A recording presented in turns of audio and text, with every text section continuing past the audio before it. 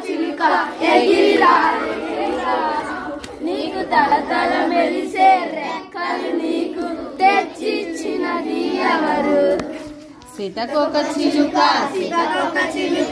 ఎగిరిరా నీకు తలతల మెరిసే రెక్కలు తెచ్చిచ్చినది ఎవరు